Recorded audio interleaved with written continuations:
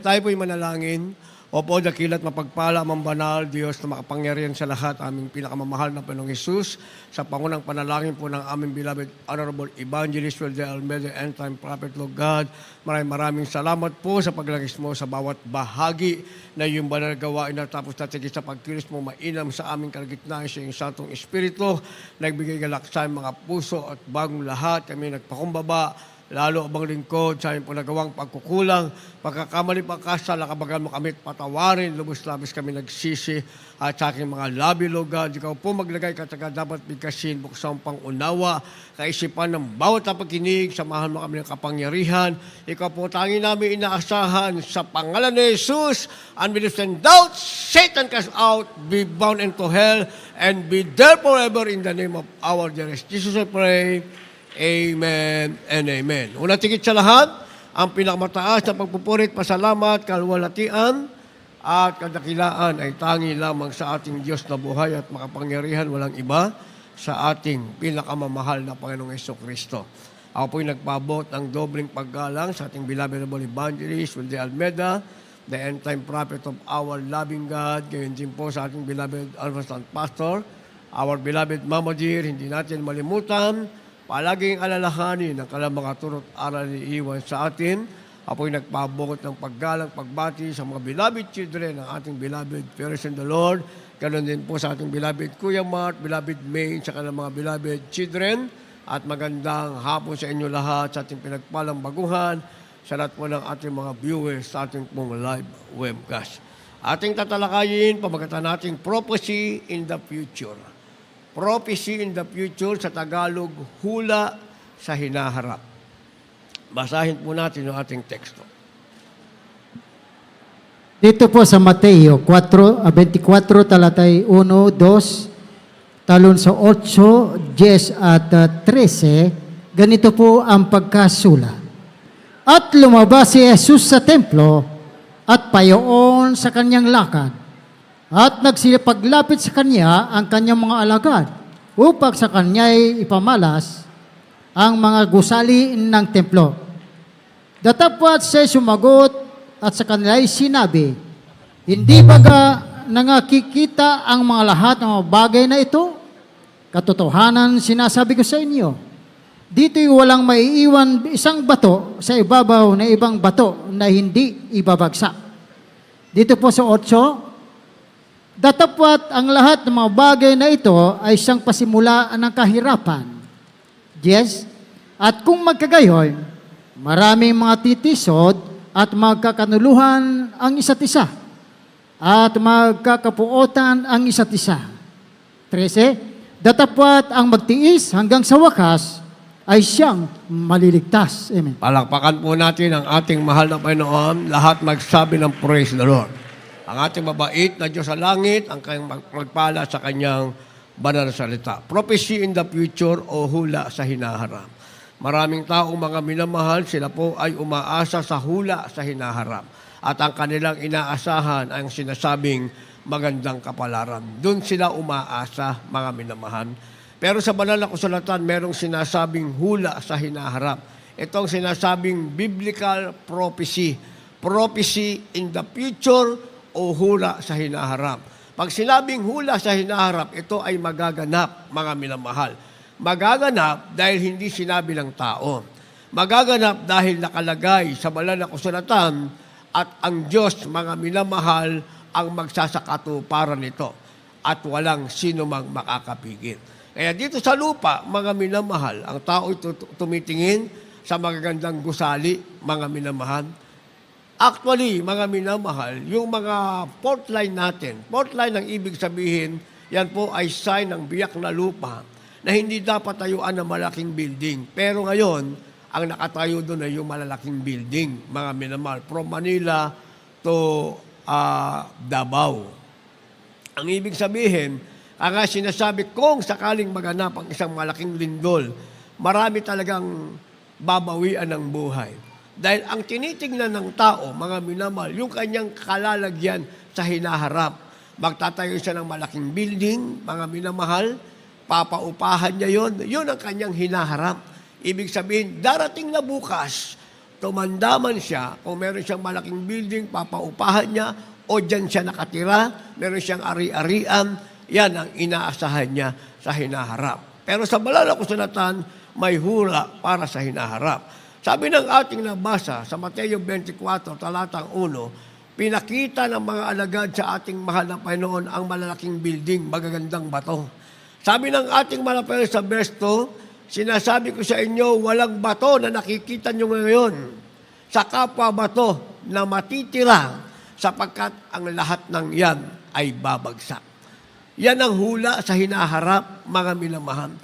Ano mang gusali ang itatayo ng tao, gaano mang kalaking building, kagandang bahay, ang meron ka, ang bato sa bawat bato ay babagsak at walang pakikinabangan. Hula yan sa hinaharap ayon sa banal na kasulatan. Ang sabi ng 18, mga minamahal, ng talatang 8, dito ngayon magsisimula ang tinatawag na kahirapan. Dahil nung inaasahan ng taong pakikinabangan niya sa hinaharap, hindi pala niya pakikinabangan. Makikita niya ang kanyang sarili, mga minamahal, siya mismo. Walang Diyos na magliligtas sa kanya pagbuka ng lupa, pagdating ng malakas na lindol, pagdating ng malaking tsunami, mga minamahal, mga super typhoons, walang magliligtas sa kanya. Habang nakikita niya yung kanyang pinaghirapan, bato, kapwa sa bato, ay babagsak at walang pakikinabangan. Maging ang sarili niya ay hindi niya maililigtas. Kaya sabi ng verse 8, ito'y simula ng kahirapan. At ang sabi ng verse 10, mga minamahal, dito ay maraming mga titison. Dahil sa kahirapan na yan, mga minamahal, ang tao ay magtatakwil sa Diyos, mga minamahal. Pipiliin nila, mga minamahal, na itakwil ang Diyos na tumawag sa kanila. Pero hindi nila natanong sa kanilang sarili, bakit nasa ganun silang kalagayan. Nasa ganun silang kalagayan, hindi dapat mangyari kung sila'y totoong naglingkod sa ating mahal na Panginoon. Bakit, mga minamahal? Dahil pag binasa mo ang banal na kasulatan, sinasabing pagdating ng bagay na ito, itingin mo ang iyong mata sa langit, yan ay pagkapahamak sa taong nasa sanlibutan, sa taong tumalikod sa paglilingkod sa Diyos, sa taong ayaw maglingkod sa Diyos. Pero ikaw na naglilingkod sa Diyos, pagdating ng panahon na yan, tanda naman ng iyong kaligtasan. At titingin ka lang sa langit, tanda ng iyong kaligtasan yan, samantalang pagkapahamak ng taong nasa sanlibutan. Kaya ang sabi ng verse 13, datapwat ang magtiis hanggang sa wakas ay siyang maliligtas. Kaya kung makita natin ng ating mga mata ang propesiyang ito ay nagaganap na, mga minamahal, huwag mong itakwil ang Panginoon. Magtiis ka. Tawagan mo ang Panginoon. Siguraduhin mo lang sa sarili mo na ikaw ay karapat-dapat tumawag sa Panginoon. Baka naman pagdating ng panahon na yan at saka mo lang naalala ang mahal na Panginoon, nagsisisi na ako sa aking mga pagkukulang. Nagsisisi na ako sa hindi ko pagdalo. Nagsisisi na ako sa hindi ko pagganap ng aking tungkulin. Huli na ang iyong pagsisisi.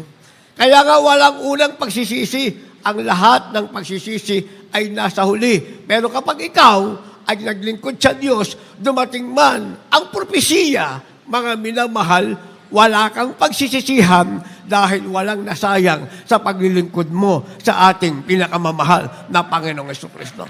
Ang pagsisisihan mo, bakit ka hindi nagtiis hanggang sa wakas? Ang meron ka, hindi mo pakikinabangan dahil pagdating ng sinasabing propesiya o hula sa hinaharap, sinasabing prophecy in the future, yan ay sinasabing pag-uwi na sa piling ng ating mahal na Panginoon. At pagkapahamak naman sa hindi nararapat pumasok sa kaharian ng langit. Kaya nga meron sinasabing an uncertain future. An uncertain future ang ibig sabihin niyan, isang hindi tiyak na hinaharap. Kasi ang tao, mga minamahal, palagi siya nakapokus sa hinaharap niya. Maging sa kanyang pagtanda, ni hindi niya nga alam kung tatanda pa siya. Kailangan mag-ipon ako ng ganito. Kailangan ito ang maitayo ko. Para pagtanda ko, ito ang aking magiging dwelling place. Ibig sabihin, tirahan, pahingahan. Kailangan ito ang meron ako para sa aking hinaharap pagtanda ko. Ang tanong, tatanda ka pa ba? Baka bukas bawiin na ng Diyos ang pinahiram niyang hininga sa'yo. Yung hinahanda mo sa hinaharap ay hindi mo na pakinabangan pa. Kaya sabi ng ating beloved urban evangelist Will J. Almeida, the end-time prophet of our loving God, huwag mong isipin ang hinaharap. Ang isipin mo, ang bawat segundo ng buhay mo na nagagawa mo ang kalooban ng Diyos at handa kang pumasok sa karian ng ating mahal na Panginoon. Yan ang iisipin mo in every second of your life. Basa. Dito po sa aklat ng Henesis Kapitulo 27, ang bersikulo po ay 2. At sinabi niya, narito, ako'y matanda at hindi ko nalalaman ang karawan ng aking kamatayan. Dito po sa aklat ng Juan Kapitulo 5, ang bersikulo po ay 28 hanggang 29. Huwag ninyong ipanggilalas ito sapagkat dumarating ang oras na ang lahat na nangasalibingan ay makaririnig ng kanyang tinig at magsilabas ang mga nagsagawa ng mabuti at sa pagkabuhay na maguli sa buhay at ang mga nagsigawa ng masama ay sa pagkabuhay na maguli sa paghatol. Amen. Palakpakan natin ang ating mahal na Panginoon. Lahat magsabi ng praise the Lord. An uncertain future, kasama ito sa prophecy in the future. Sinasabi mga minamahal, at hindi ko nalalaman ang kaarawan ng aking kamatayan. Walang nakakaalam, mga minamahal, sa kaarawan ng ating kamatayan. Kaya nga merong isinisilang, mga minamahal, isinilang na wala ng buhay. Meron namang kasisilang lang, sa susunod na araw, wala ng buhay. Bakit? Dahil ang tao sa kanyang sarili, hindi niya alam ang kaarawan ng kanyang kamatayan. Nung pala nakasulat sa banal na kasulatan, mga minamahal. Kaya mga minamahal, sinabi itong uncertain future dahil ang tao nakatingin sa future. Nakatingin siya sa hinaharap niya, pinaghahandaan niya yon. Hindi nga alam ng tao ang araw ng kanyang kamatayan. Kaya ang dapat paghandaan niya, ang sinasabing bawat araw ng sandali na siya'y naglingkod sa ating mahal na Panginoon dahil merong tinatawag na paghatol. Anong sinasabing paghatol? Ayaw at sa gusto ng tao, ito'y magaganap. Ang sabi, huwag niyo ipanggilas ito. Sapagkat dumarating ang oras na ang lahat ng nasa libingan ay makakarinig ng kanyang tinig. Maaga kang nabawian ng buhay o matanda ka ng binawian ng buhay, ayaw mo sa gusto, masama ka't mabuti, maririnig ng iyong tainga ang tinig ng ating mahal na Panginoon. Kaya hindi mo pwedeng sabihin, nagpakamatay na ako. Ito ang solusyon sa problema ko. Ayan nga ang solusyon sa problema ko. 36 years ago, almost 36 years ago, yan ang solusyon sa problema ko. Kaya itong nawalang kagalingan, itapon sa reposarium, uminom na lang lason at magpakamatay. Dahil ang iniisip ng tao sa hinaharap, pag nang pakamatay ka, pahinga ka na, ay mali pala eh. Kaya sinasabi itong uncertain future o isang hindi tiyak na hinaharap. Kailangan tiyakin mo ano ang hinaharap mo. Dahil sabi ng ating nabasa, maging masama ka o mabuti, nasa libingan ka, saan ka man naroon. Pagdating ng paghatol, marinig mo pa rin ang tinig ng Panginoon. Ano mapapakinggan mo? Sabi ng 29, magsisilabas ang nagsisigawa ng mabuti sa pagkabuhay na magmuli sa buhay.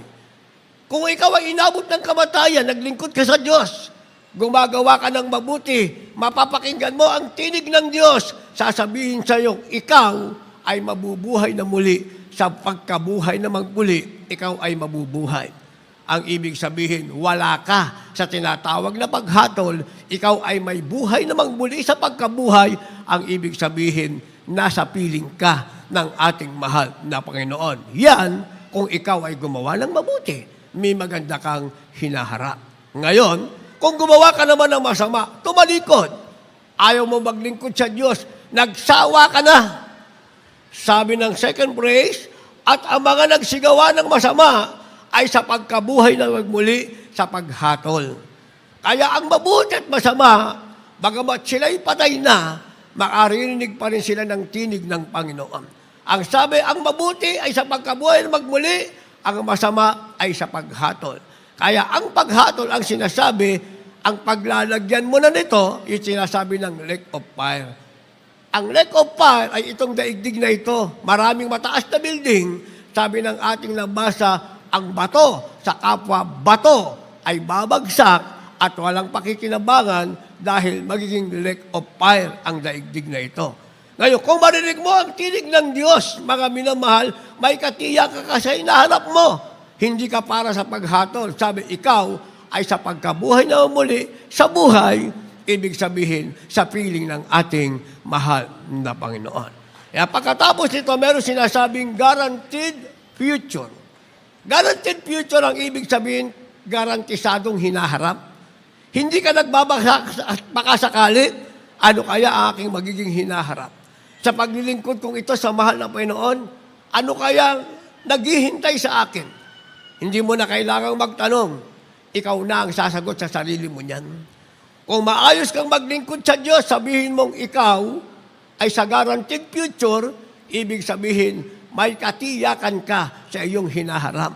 Kung ikaw naman ay parang ulan na darating at aalis, ikaw na rin ang sasagot sa iyong sarili kung sa paghatol ka ba o dun ka sa buhay na magmuli sa pagkabuhay. Kaya merong sinasabing guaranteed future o garantisadong hinaharap. Basa. Dito po sa aklat ng Efeso Kapitulo 1, ang talatay 13 at 14. Nasa Kanya'y kayo rin naman, pagkarinig ng aral ng katotohanan, ng ebanghelyo ng inyong kaligtasan, nasa Kanya rin naman, mula nang kayo'y magsampalataya, ay kayo'y tinataka ng Espiritu Santo na ipinangako, na siyang patutuo sa ating mana, hanggang sa ikatutubos ng sariling pag-aari ng Diyos, sa ikapupuri ng Kanyang kaluwalhatian. Dito po sa aklat ng mga awit, Kapitulo 37, ang talatay 4 at 5. Magpakaligaya ka naman sa Panginoon, at bibigyan ka niya ng nasa ng iyong puso.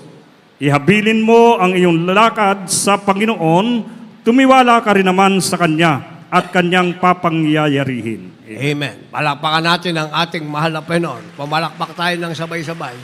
Yung merong guaranteed future, pumalakpak. Lahat magsabi ng praise the Lord. Guaranteed future. Garantisadong hinaharap, mga minamahal, and this is one of the prophecy in the future o hula sa hinaharap. An uncertain future and guaranteed future. Ang tanong, saan ka nakalagay, mga minamahal? Kung nasa guaranteed future ka, sabi ng ating nabasa, pagkarinig ng aral ng katotohanan ng ebanghelyo ng kaligtasan, ang sabi, sa Kanya rin naman, mula nang kayo'y magsisampalataya, kayo'y tinatakan ng Espiritu Santo na ipinangako. Kaya pala sinasabing guaranteed future dahil meron kang tatak. Nang maniwala ka, nagkaroon ka ng pananampalataya sa ebanghelyo na iyong napakinggan, ipinangaral ng ating mahal na magulang sa Panginoon. Meron ka na ngayon garantisadong hinaharap, sinasabing guaranteed future dahil tinatakan ka ng Espiritu Santo ng ating mahal na Panginoon. Silyado ka na ng Espiritu ng Diyos. Pag-aari ka na ng ating mahal na Panginoon.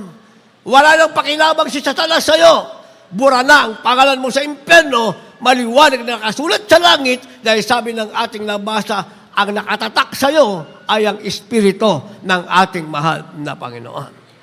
Sabi ng verse 14, na siyang patotoo ng ating mana hanggang sa katutubos ng sariling pag-aari ng Diyos.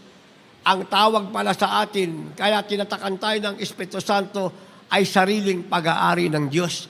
Kaya pala sinabi itong guaranteed future, garantisado, na ikaw ay nasa lupa pa lang, ikaw ay sariling pag-aari ng Diyos.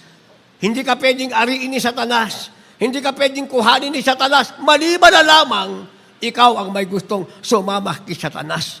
Pero hanggat galit ka kay Satanas, nakipag-away ka kay Satanas, si Satanas, walang kapangyarihan sa iyo dahil sabi ng ating nabasa, may tatakanan ng Espiritu Santo, ikaw ay sarili pang pag-aari ng ating mahal na Panginoon. Ang tawag dyan ay guaranteed future.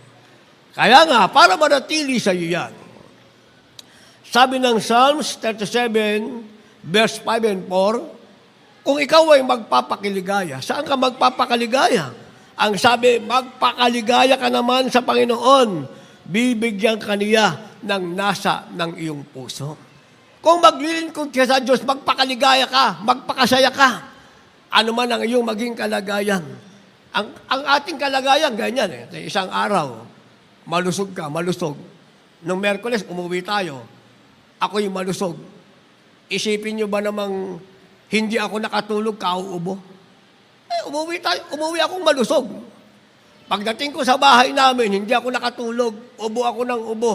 Walang tulog, mga minamahal. Siyempre, meron tayo inaasikasong construction sa likod. Hindi natin pwedeng pabayaan yan. Kailangan natin ng report, kailangan natin ng comment. Walang tulog. Pero sabi ng ating nabasa, magpakaligaya ka sa Panginoon, gagawin niya ang nasa ng iyong puso. Hindi ko nga alam kung makadalo ko ng overnight prayer. Pero ako'y nagpapakaligaya sa Panginoon. Mahal na Panginoon. Lahat naman ng pagkain maayos, kinain ko. Lahat ng bawal, hindi ko kinain. Kaya sabi ng iba, kain ka, paktay ka. Hindi ka kain, paktay ka pa rin. Kain ka na lang, enjoy ka pa. Sabi nung iba. Pero ako, wala ako sa kasabihan na yon. Pinipili ko yung maayos kong kakainin. Pero kahit maayos ang kakainin mo, magkakasakit ka pa rin. Bakit ko nasasabi? Nangyayari sa akin eh. Kaya lang, meron tayong guaranteed future kung ang nasa ng puso mo ay paglingkuran ng Diyos, malusog o mahina ang iyong katawan, makakarating at makakarating ka sa gawain ng ating mahal na Panginoon. Nakarating naman ako ng overnight, nakapag-drive naman ako, mga minamahal. Ang problema ko yung linggo. Mahal na Panginoon. Siyempre, kahol pa rin ako ng kahol. Di ba? Ubo ka pa rin ng ubo. Ang problema ko yung linggo. Sabi ng ating nabasa, magpakaligaya ka sa Panginoon, gagawin niya ang nasa ng iyong puso. Kanina pa ako nakatayo rito, hindi naman ako inuubo, ginawa ng mahal na Panginoon ang nasa ng aking puso. Ituloy natin ang basa, sabi ng verse 5, ihabilin mo ang iyong mga lakad sa Panginoon. Tumiwala ka rin naman sa Kanya at Kanyang papangyarihin. Yung ating lakad sa ating sarili, wala tayong magagawa. Mahina tayo. Malakas ka ngayon, bukas, may ubo ka na. Malakas ka ngayon, bukas, mahina ka na.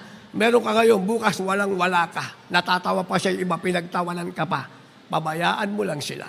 Basta ang mahalaga, ang lakad mo, hinahabilin mo sa Panginoon, meron kang sinasabing garantisadong hinaharap sa piling ng ating mahal na Panginoon.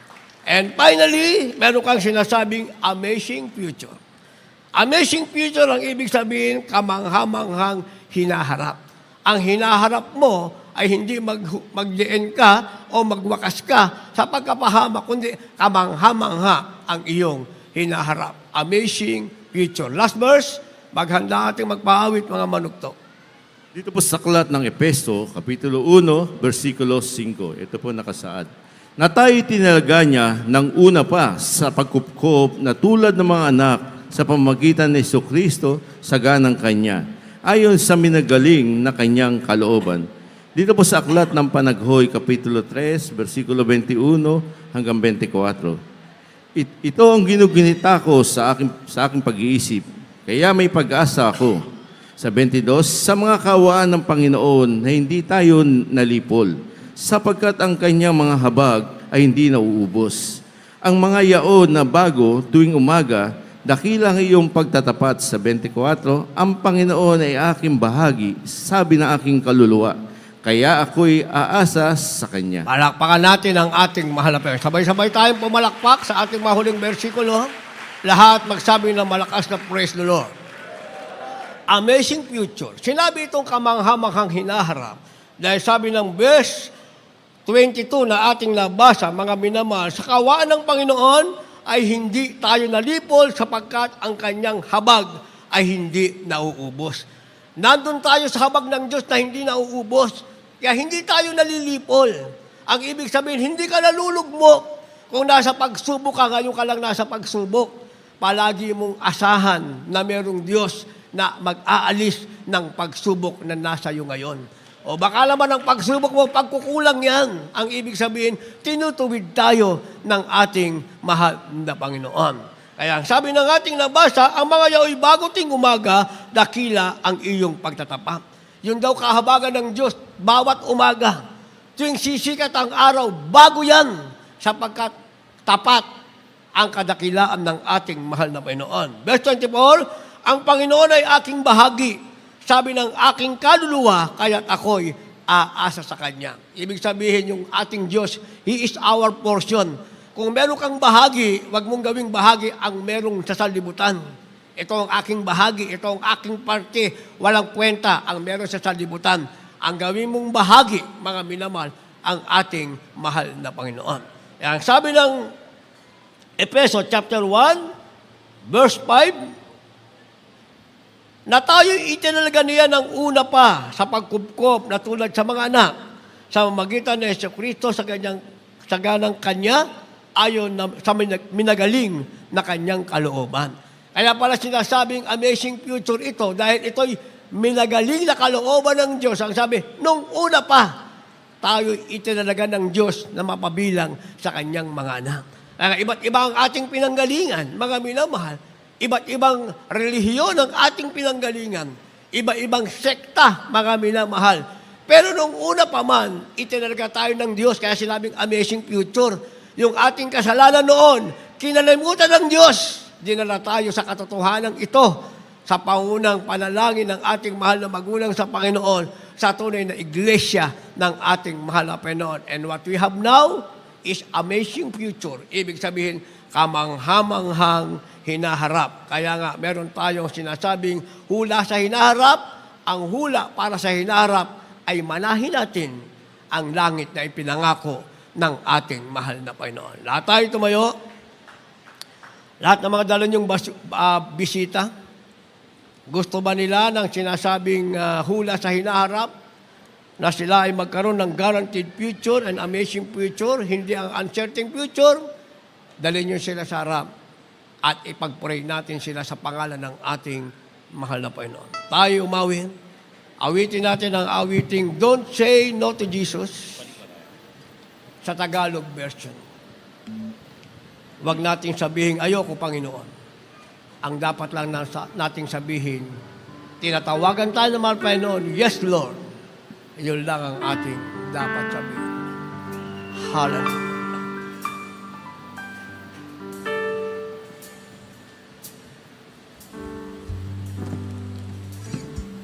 Kaibigan, dinggin ang tawag ni Jesus.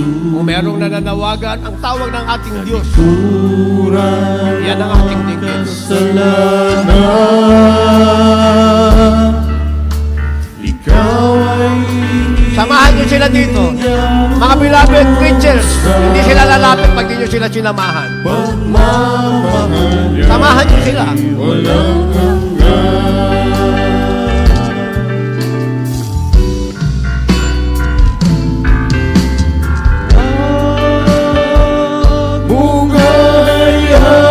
Bugayan, si Jesus sa buhay mo ay Huwag mong lumisan. babayaan si Jesus sa buhay mo'y lumisan.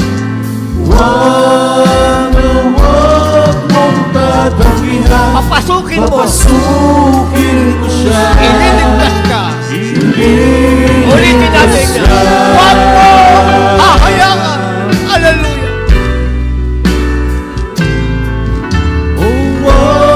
Huwag mong hayaan. Si Jesus. Si Jesus sa buhay mo ay lumisan. Huwag mo tatanggihan. Huwag mong tatanggihan. Papasukin mo. Papasukin mo siya. Ililigtas ka. Ililigtas ka. Second stanza. Ngayon, ang araw ng kaligtasan. Ngayon ang araw ng kaligtasan. Tanggapin mo siya. Tanggapin mo siya hanggat may oras pa. Tumawag ka sa kanyang ngalan. Tumawag ka sa kanya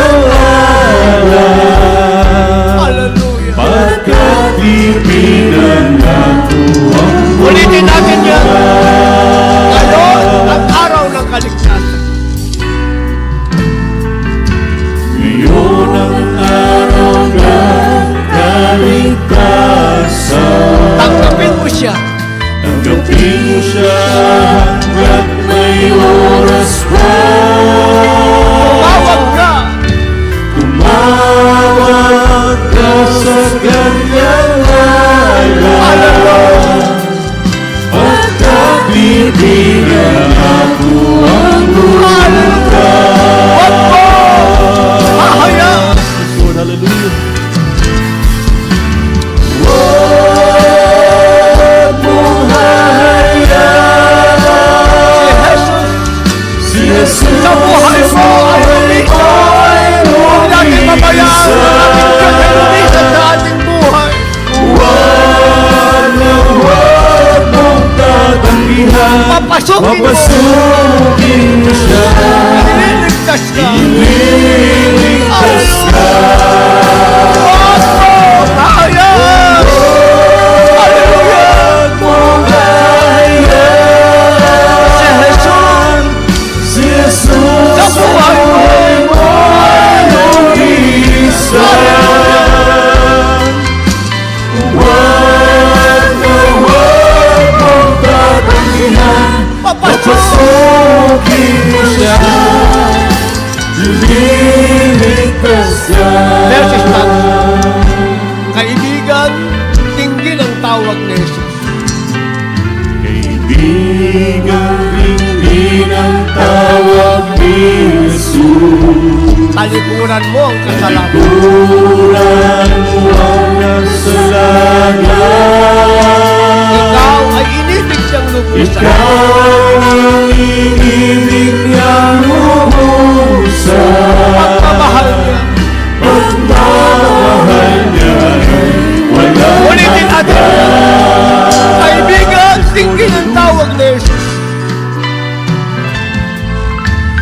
Kaibigan, tingin ang tawag ni Tingin natin ang panawagan ng ating mahal na Panginoon. Talikuran mo ang kasalanan.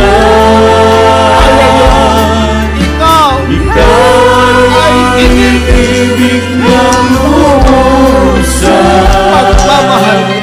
Pagmamahal niya ay walang hanggan. Hallelujah!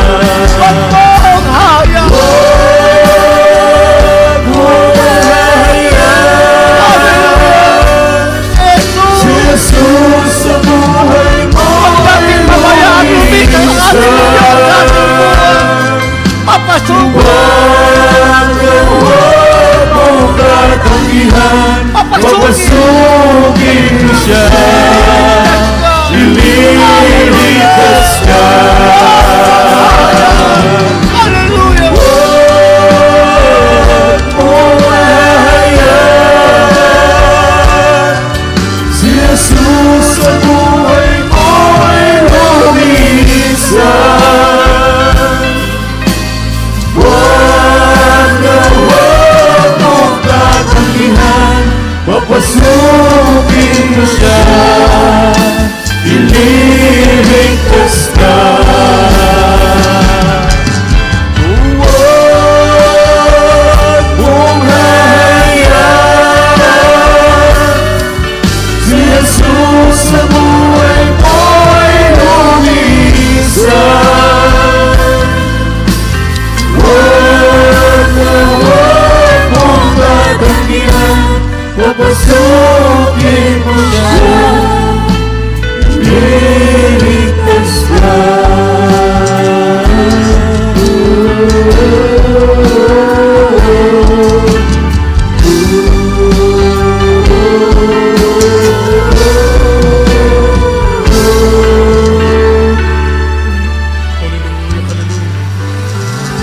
Hallelujah, hallelujah, hallelujah. Purihin ang ating pinakamamahal na Panginoon. Purihin ang ating dakilang Diyos para sa ating mga minamahal na mga baguhan. Na ngayon lang nakadalo sa banal na gawain ng ating dakilang Diyos. At sa mga Beloved choir, pakitranslate na lang po yung aking pong sasabihin sapagkat hindi po lahat na maunawaan ang Tagalog. Amen, praise God, purihin ang ating dakilang Diyos. Mga minamahal, kayo po ay napakapalad sapagkat alam naming ang mahal na Panginoon mismo ang siyang nagdala sa inyo dito sa tunay na iglesia ng ating dakilang Diyos. Na ito po'y pinangunahan ng aming pong minamahal at ginagalang na Ebanghelista, minamahal Pastor Wildy Estrada Almeida, katuwang ating pong minamahal at ginagalang na Assistant Pastor Lina C. Almeida at magiging ng mga beloved Almeida family. Purihin ang ating dakilang Diyos. Mga minamahal, kayo po ay inyo pong napakinggan ang mga buhay at pinagpalang patotoo, maging ng mga dakilang tanda, mga kababalaghan, mga himala, na ginawa ng ating dakilang Diyos dito sa tunay na iglesia ng ating mahal na Panginoon.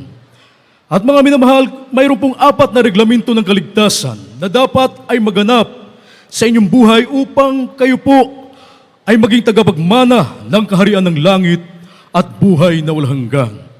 Ang una po, yung tinatawag na pananampalataya, faith.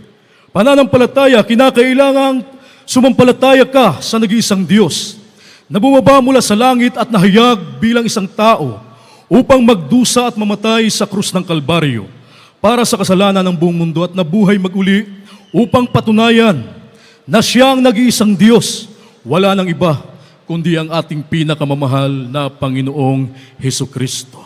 Ang ibig sabihin ng pananampalataya ay paniniwala, pagtitiwala sa ating dakilang Diyos. Sapagkat ang sabi ng banal na kasulatan, ang lumalapit sa Diyos ay dapat sumampalatayang may Diyos at siya ang tagapagbeganti sa mga sa Kanya'y nagsisihanap.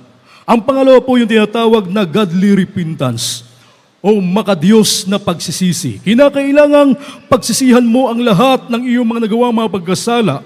Iwanan ang makasalanang buhay na kailanman ito po ay hindi mo na babalikan pa. Kapag nakita ng ating dakilang Diyos na siya pong totoong magbago upang maging banal at matuwid sa harapan ng ating dakilang Diyos, ang Diyos Kanya po kayong tutulungan. Yun po ang ibig sabihin ng makadiyos na pagsisisi. Pagtalikod sa buhay makasalanan ng kasalanang na pagsisihan, ito po ay hindi na kailanman babalikan pa. Ang pangatlo po ay tinatawag na water baptism in the name of Jesus. Bautismo sa tubig sa pangalan ng ating pinakamamahal na Panginoong Hesukristo. Yan po ay nakasulat sa Aklat ng mga Gawa, Kapitulo 2, ang bersikulo po ay 38. Ang sabi ng Biblia, magsisi kayo at magbautismo ang bawat isa sa inyo sa pangalan ni Hesukristo sa ikapagpapatawad ng inyong makasalanan at tatanggapin ninyo ang kaloob ng Espiritu Santo. Ito po ay hindi pag-anib sa panibagong relihiyon o sikta. Ito po ay pagsasakatuparan kung ano ang isinagawa ng mga apostolis 2,000 taon na ang nakalipas. Patuloy po nating isasagawa ang bautismo sa tubig sa pangalan ng ating pinakamamahal na Panginoong Hesukristo na ayon sa ating nabasa, ito po sa ikapagpapatawad ng ating mga kasalanan. Ang pang-apat po, baptism of the Holy Ghost.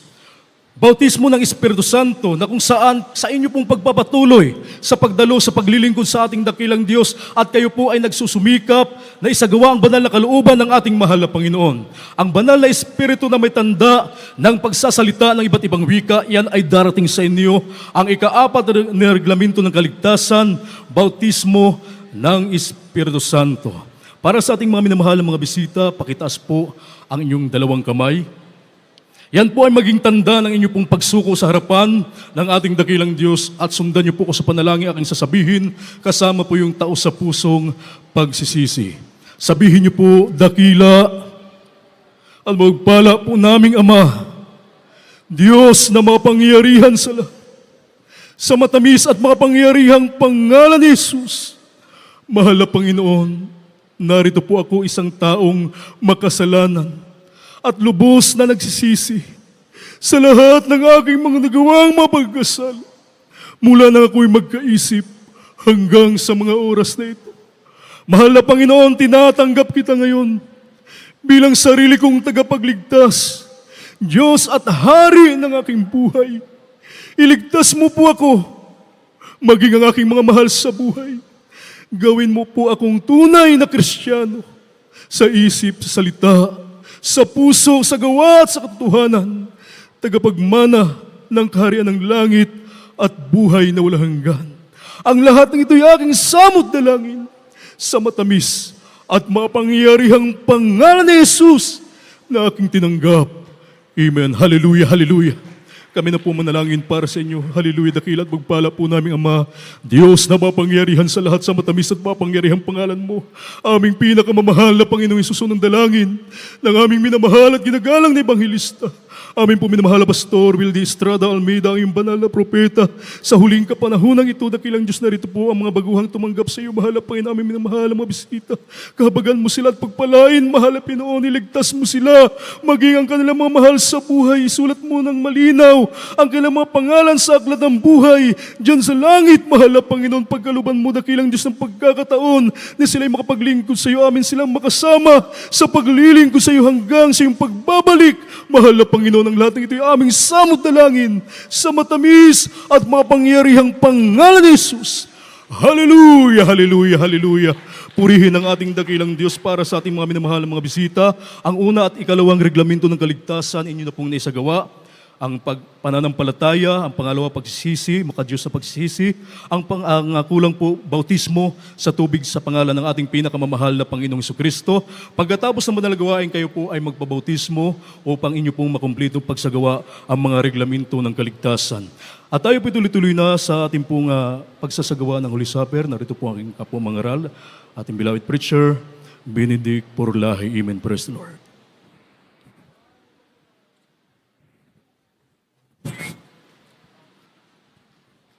Even God bless you, beloved Odell, my beloved co-preacher, ang mga mahal. Tayo po ay dadako po sa banal na hapunan. Ito po ay banal. Ito po ay sagrado, kinakailangan mga mahal na maging karapat-dapat tayo sa pagsali o pagsalo sa banal na hapunan. Kaya sa ating pong pagkasagawa mga mahal, awitan po natin na ating pong pinakamamahal na Panginoon, ating pong saliksikin. Habang inaawit ang awiting ito, saliksin po natin ang ating mga puso sa ating mga pagkukulang, mga pagkakamali, yan po ating pong ihingi ng tawad sa ating pong dakilang Diyos. Hallelujah.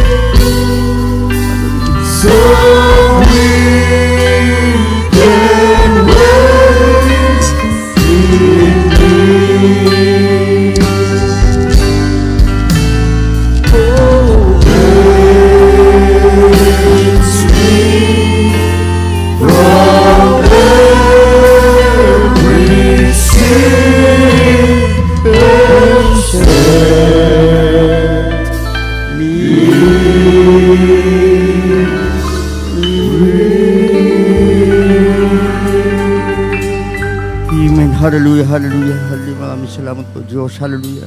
Bago tayo mga naman magsagawa ng ating pong banal na hapunan, atin po munang basahin mga mahal. Sabi dito mga naman sa unang Korinto, Kapitulo 11, talata po 26 hanggang 29. Ang sabi dito, sapagkat sa tuwing kanin ninyo ang tinapay na ito at inuman ninyo ang sao, ay inihayag ninyo ang pagkamatay ng Panginoon hanggang sa dumating siya.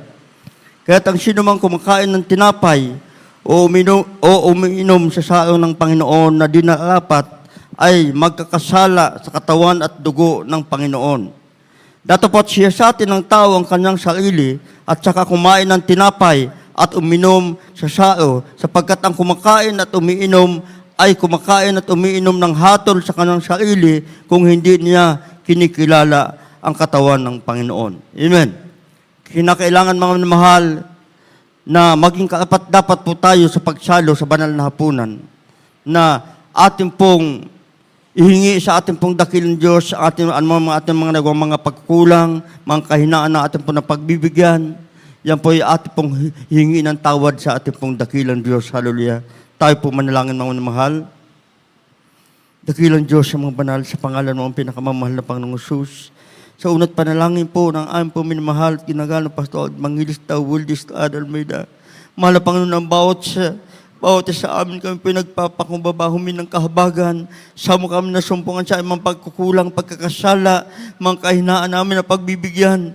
Patawain po ang bawat sa amin, mahal na Panginoon. Nawa o Diyos, kami po maging karapat-dapat sa pagsalo sa banal na hapunan, mahal na Panginoon. Hallelujah. Gawin mo ang bawat sa amin na maging karapat-dapat, mahal na Panginoon. Sa makapangyayang pangalan ni Jesus. Amen. Amen. Hallelujah.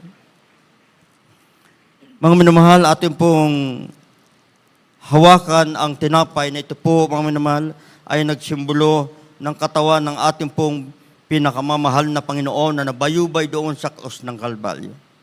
Sabi dito, mga minamahal, sa unang Korinto, Kapitulo 11, ang talata po ay 24 hanggang 25. At nang siya ay makapagpasalamat, ay kanyang pinagputol-putol at sinabi, ito'y aking katawan na pinagputol-putol dahil sa inyo. Gawin ninyo ito sa pag-alaala sa akin. Kainin po natin ang tinapay.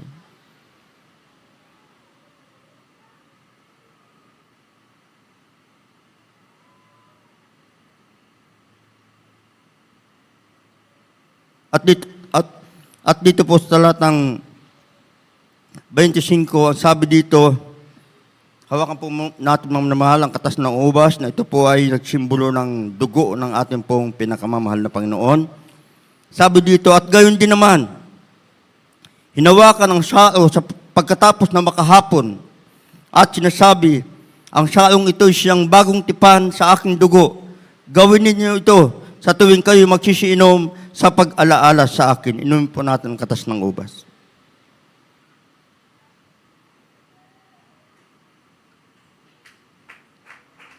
Hallelujah, hallelujah. Hallelujah, hallelujah. Hallelujah, hallelujah. Thank you, Jesus. Hallelujah, maraming salamat po, mahal na Panginoon. Hallelujah. Hallelujah, hallelujah. Praise the Lord. Thank you, Jesus. Hallelujah, hallelujah.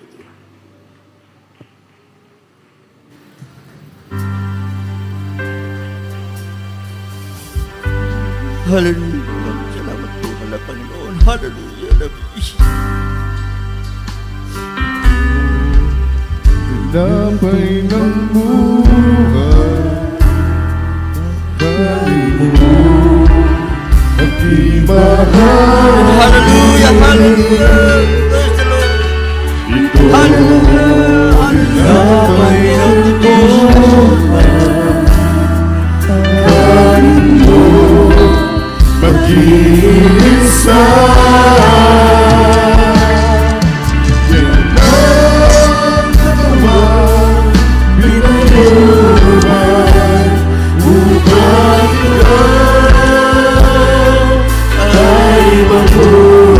hallelujah.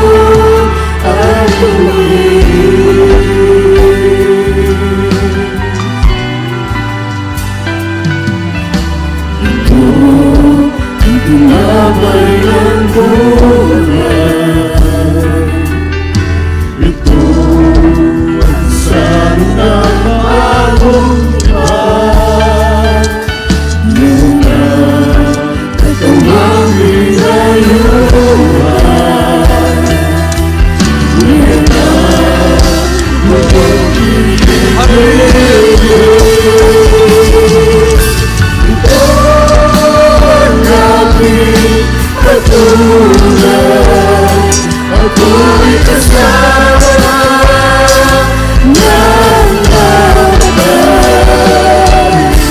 Ito'y aking ipahayag na magbabalik si Jesus na buhay. Ito'y aking pagtulad, ako'y kasama ng namatay. Ito'y aking ipahayag na magbabalik si Jesus na buhay. Ito'y aking pagtulad, ako'y kasama ng namatay. Ito'y aking ipahayag na magbabalik si Jesus na buhay. Na magbabalik si Jesus na buhay. Hallelujah, hallelujah. Thank you, Jesus. Hallelujah. Maraming salamat po, mahal na Panginoon. Hallelujah, hallelujah. Hallelujah, hallelujah. Thank you, Jesus. Hallelujah. Mga minamahal, tayo po ay dadako po sa lahat ng ating pong mga pangailangan. Ating pong idulog sa ating pong dakilang Diyos. Lahat ng ating mga kahilingan sa ating pong pinakamamahal na Panginoon. Tayo po ay manalangin sa ating pong dakilang Diyos. Hallelujah. Dakilang Diyos, ang magbanal sa pangalan mo ang pinakamamahal na Panginoong Jesus.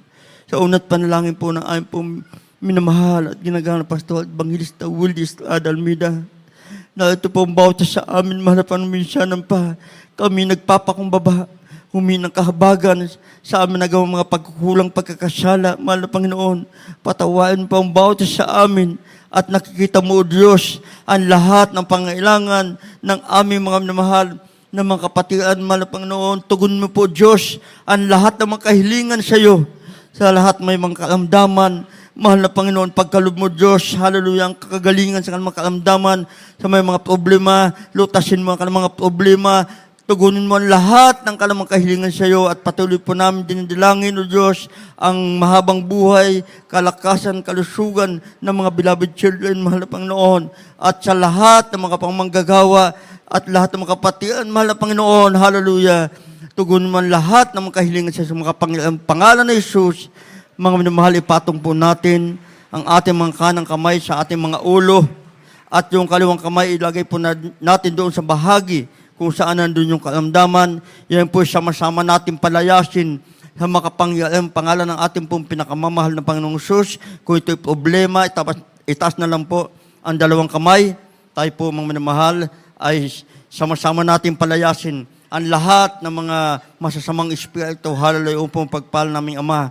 Diyos na makapangyarihan sa lahat, malapang sa iyong makapangyarihan pangalan. In Jesus' name, hallelujah. Sama-sama namin pinapalayas lahat ng uri ng karamdaman, katulad ng cancer, leukemia, diabetes, pagka-paralyzed, high blood, be healed right now in Jesus' name, hallelujah. Vices began in Jesus' name. Problem be solved in Jesus' name. Hallelujah. Demons of all weaknesses, alcoholism, demons of carnality, pride, being glory, cast out in Jesus' name.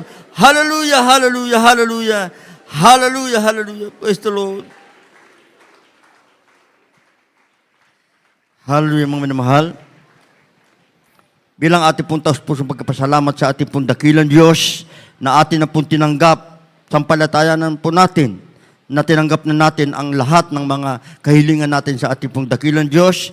Tayo po sumigaw ng 3 beses ng hallelujah, praise the Lord, kasabay pong paglukso, sabay-sabay tayo mga mahal. Hallelujah, praise the Lord. Hallelujah, praise the Lord. Hallelujah, praise the Lord. Ating pong palakpakan ng ating pong dakilang Diyos. Lahat magsabing praise the Lord.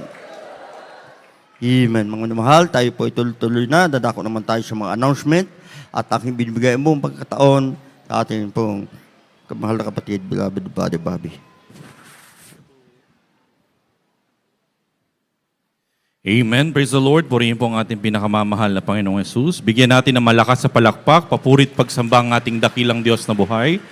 Hallelujah. Thank you, dear Jesus. God bless you po sa ating beloved preacher, beloved Brother Ben. Sa ating pong pagpatuloy, tayo po ay darako po sa pagbibigay. Sa pagkakataon pong ito, ang ating mga ipagkakaloob ay ang ating pong tinatawag na special monthly offering. Amen. Kasama din may box po tayo dito sa harapan para po sa ating church patuloy na mga proyekto.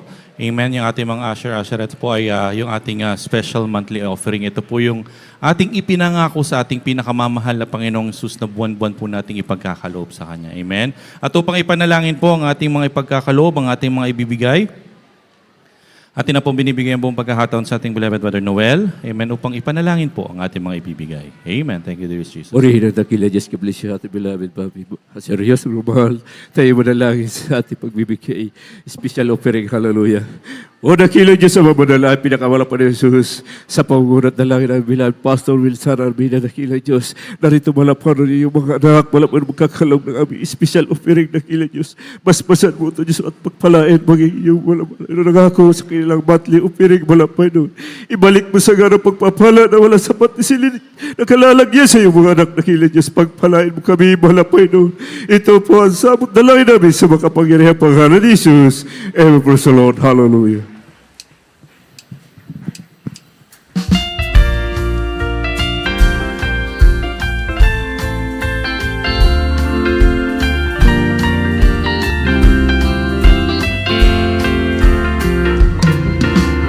Ang pagbibigay ay tanda ng pagmamahal sa Diyos sa kapwa at salita ng banal. Yamang nating sundin, ipagpatuloy natin magbigay upang pagpalain. Tayo'y magbigay at upang pagpalain, ating sundin ang nagutos sa'tin. Ikaw po at handog ating ibigay, sapagkat sa pag-ibigay mayroong buhay. Sa pagbibigay, kaluluwa'y maliligtas. Kaya tayo'y magpatuloy magbigay. Ang bawat libo, milyon mong ialay, mundong makasalanan ay maakay. Tayo'y magbigay at upang pagpalain, ating sundin ang nagutos sa'tin. Ikaw po at handog ating ibigay, sapagkat sa pagbibigay mayroong buhay. Tayo'y magbigay at upang pagpalain, ating sundin ang nagutos sa'tin. Ikaw po at handog ating ibigay, sapagkat sa pagbibigay mayroong buhay. Sapagkat sa pagbibigay mayroong buhay. Sapagkat sa pagbibigay mayroong buhay. Amen. Praise the Lord. Purihin po ang ating pinakamamahal na Panginoong Yesus. God bless you po sa lahat ng ating beloved brethren na tapat at masayang nagkaloob para po sa ating pinakamamahal na Panginoong Yesus. Ang ating dakilang Diyos na buhay ay magbalik po sa inyo ng makalibong beses. Amen. Tayo po'y tuloy-tuloy na sa ating pinagpalang banal na gawain. Sa pagkakataon po ito, tayo po'y darako po sa mga announcement ng ating schedule ng ating pinagpalang banal na gawain. Tayo po ay nagpupuri at nagpapasalamat sa ating pinakamamahal na Panginoong Hesus at nabibiyayaan po tayo ng malayang pagkakataon kung saan tayo po ay nakakapagsagawa ng ating mga pinagpalang banal na gawain 3 beses isang linggo. Ang ating midweek service, araw po ng Miyerkules. Amen? Tayo po ay nagsisimula ng alas 4 ng hapon at matatapos po tayo ng alas 9 ng gabi. Ulitin lamang po natin yan ang ating midweek service. Tayo po ay magsisimula ng alas 4 ng hapon at matatapos ng alas 9 ng gabi.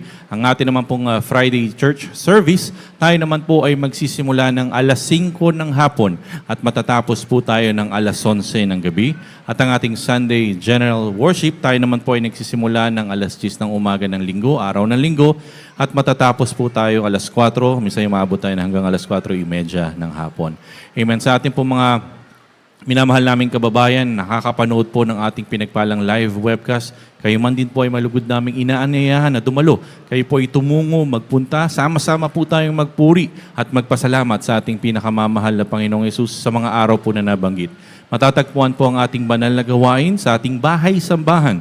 Jesus Miracle Crusade International Ministry, Marilao Outreach. Matatagpuan po tayo sa T. Mendoza Street, Barangay Saug, Marilao, Bulacan. Amen. Sa mundo naman po ng radyo, tayo patuloy na araw-araw na papakinggan mula po araw ng Lunes hanggang araw po ng Sabado. Ang ating programa, Jesus Miracle Hour, ay patuloy na napapakinggan sa DZME, 1530 kHz AM band, alas 11 ng gabi at matatapos po tayo ng alas 12 ng madaling araw. Amen. Ang ating TV program patuloy na umi-ere at napapanood sa PTV Channel 4. Every Saturday naman po yan. Araw ng Sabado, alas 10:30 po ng gabi at matatapos po tayo ng alas 12 ng madaling araw. Para po sa ating mga social media accounts, kung saan po napapanood live webcast, amen, ang ating mga pinagpalang banal na gawain. Katulad po ngayon, tayo po ay napapanood sa ating Facebook account, sa ating Facebook page, sa ating YouTube channel. Ang ating YouTube channel, JMCIM Marilao. Ganun din po ang ating Facebook account, Facebook page, JMCIM Marilao. Amen. Palakpakan po muna natin ang ating pinakamamahal na Panginoong Hesus. Amen. At muli po sa ating pong paglabas mamaya, dahan-dahan lang po ang ating pagpapatakbo ng mga sasakyan. Mag-ingat po tayo sa ating pong pag-uwi. At special announcement lamang din po kung makakapaghanap po tayo ng volunteers para po mamayang gabi. May mga ibababa lang po tayong gamit. After po ng ibababa po yung gamit dito sa ating bahay-sambahan sa dako ng Marilao. Kaya po nangangailangan tayo ng mga volunteers. Makipagbigay ugnayan na lamang po sa akin mamaya upang ma-schedule po natin yung mga tao. Amen. Purihin po ang ating pinakamamahal na Panginoong Hesus at dito po natatapos ang ating pinagpalang banal na gawain. Para po sa ating closing prayer, atin na pong binibigay ang buong pagkakataon sa ating beloved Brother Ferdy. Amen. Thank you, dear Jesus. Amen. Praise the Lord. God bless you po, beloved Brother Azares. Tayo manalangin sa ating pagtatapos. O po dakilang magpala namin Diyos sa Panginoon sa lahat ng mga banal. Kami nagpupuri, nagpapasalamat sa iyo, mahal Panginoon, sa natapos tagumpay na yung banal na gawain, mahal Panginoon. Sa pagkilos mo sa bawat yugto, yung banal gawain, mahal Panginoon. Sa matamis at banal na presensya na pinapadama mo sa bawat sa amin, mahal Panginoon Jesus. Salamat po, mahal Panginoon, sa Ebanghelyo na kaligtasan, na kalakasan namin tunay na pagsunod sa iyo, mahal Panginoon. Sa aming pag-uwi, kayo magbay, patnubay, mag-ingat. Makating kami mapayapa sa aming bahay, taglay kalakasang kalusugan na nagmumula sa iyo. Dalangin namin sa iyo, muli mo kami ibalik, na purihin ka, sambahin ka sa Spirit katotohanan, mahal Panginoon Jesus. Ang samot dalangin sa pangalan ni Jesus. Amen. Praise the Lord. Amen. Praise the Lord. Purihin po ang ating pinakamamahal na Panginoon. God bless you po sa lahat ng ating beloved brethren. Mag-ingat po tayo sa ating pag-uwi. Amen ang ating mga beloved mga awit.